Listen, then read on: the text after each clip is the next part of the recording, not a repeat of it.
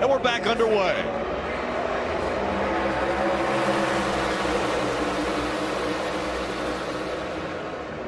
See, Chase Elliott got out of line there in that third line as Kyle Busch.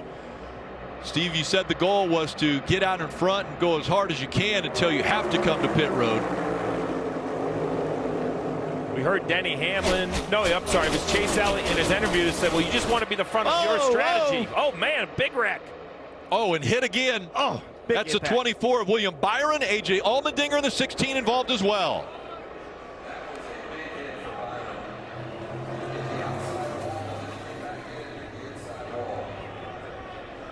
Caution has come out as those two cars have stopped. Again, that's on the backstretch after they exited turn 2. Allmendinger is rolling once again. Still waiting for the AMR safety crew to get to William Byron. Over the radio, William Byron has talked to his team already. There's the AMR safety crew getting to William.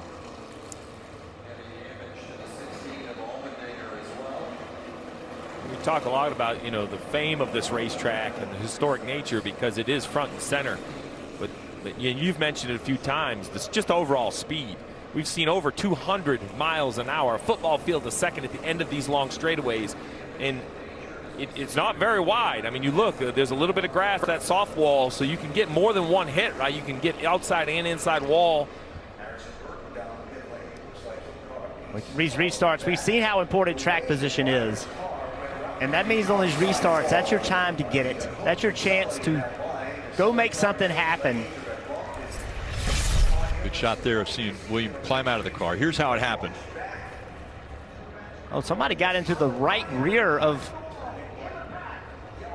Looked like the 22 potentially of Logano behind him. It looked like there was two cars 12,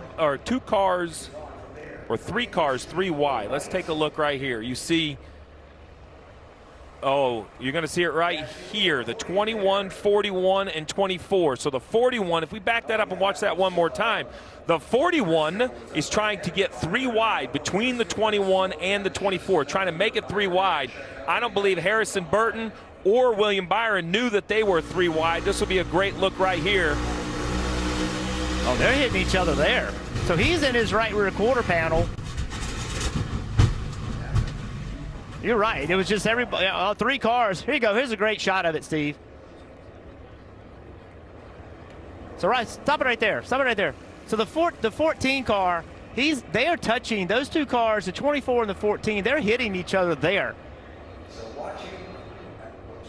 And still contact, and here comes the 41, and he makes contact. It's just those 3 cars trying to go in the same spot, but it started with the 14 of Briscoe and Byron making contact. They were pushing and shoving, and the 21 of Harrison was exiting the corner like he was 2 wide. He doesn't know that the 41's in there. So, man, this is what happens when everybody tries to fill that hole. But, Jeff, to your point, on board makes a difference. Let's see what happens to the 14, why he loses pace.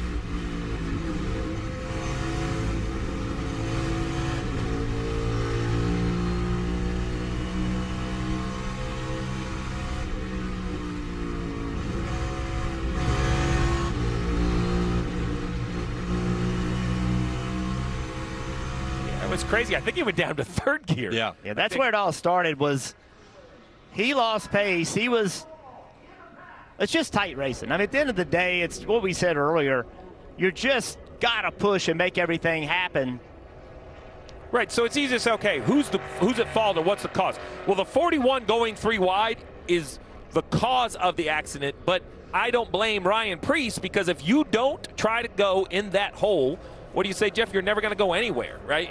I mean, you could argue that it's too early in the race. You could argue all these things, but the racing in the back of the pack is so aggressive.